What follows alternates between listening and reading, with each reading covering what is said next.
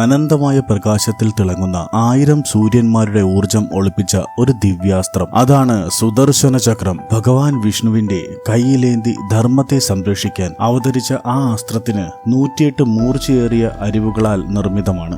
ഏതൊന്നിനെയും നിമിഷാർദ്ധം കൊണ്ട് ഛേദിക്കാൻ സുദർശന ചക്രത്തിന് കഴിവുണ്ടായിരുന്നു. ഭഗവാൻ വിഷ്ണുവിനോ അദ്ദേഹത്തിന്റെ അവതാരങ്ങൾക്കോ അല്ലാതെ മറ്റാർക്കും ഈ ചക്രം നിയന്ത്രിക്കാൻ സാധിക്കില്ലായിരുന്നു. സുദർശന ചക്രത്തിന്റെ വേഗതയും കൃത്യതയും നിർവചിക്കാൻ കഴിയാത്തതായിരുന്നു. ഒരിക്കൽ ലക്ഷ്യത്തിലേക്ക് തൊടുത്തുവിട്ടാൽ അതൊരിക്കലും പാഴായി പോകില്ല. മഹാഭാരത യുദ്ധത്തിൽ ഭഗവാൻ ശ്രീകൃഷ്ണൻ പലപ്പോഴും സുദർശന ചക്രം ഉപയോഗിച്ചിട്ടുണ്ട്. ഏറ്റവും പ്രസിദ്ധമായ ഒരു സംഭവം കുരുക്ഷേത്ര ഭൂമിയിൽ നിന്നാണ്. അർജുനനും കർണനും തമ്മിലുള്ള തീവ്രമായ യുദ്ധം നടക്കുകയായിരുന്നു. നിർഭാഗ്യവശാൽ കർണന്റെ രഥത്തിന്റെ ചക്രം മണ്ണിൽ താഴ്ന്നുപോയി. ധർമ്മയുദ്ധത്തിന്റെ നിയമങ്ങൾ മറന്ന് കർണൻ തളർന്നുപോയ ആ നിമിഷത്തിൽ ശ്രീകൃഷ്ണൻ അർജുനനോട് കർണനെ വധിക്കാൻ ആജ്ഞാപിച്ചു. ഭഗവാൻ തന്റെ സുദർശന ചക്രം ഉയർത്തിപ്പിടിച്ച് കർണന് മുന്നറിയിപ്പ് നൽകി. ആ കാഴ്ച കർണന്റെ മനസ്സിൽ ഭയം നിറച്ചു. മറ്റൊരു ശ്രദ്ധേയമായ സംഭവം ശിശുപാലന്റെ വധമാണ്. ഭഗവാൻ ശ്രീകൃഷ്ണനോട് നിരന്തരം ശത്രുത പുലർത്തിയിരുന്ന ശിശുപാലൻ ശ്രീകൃഷ്ണനെ 100 തവണ വാക്കുകളാൽ അധിക്ഷേപിച്ചു. ഭഗവാൻ ഓരോ അധിക്ഷേപവും ക്ഷമയോടെ കേട്ടു. എന്നാൽ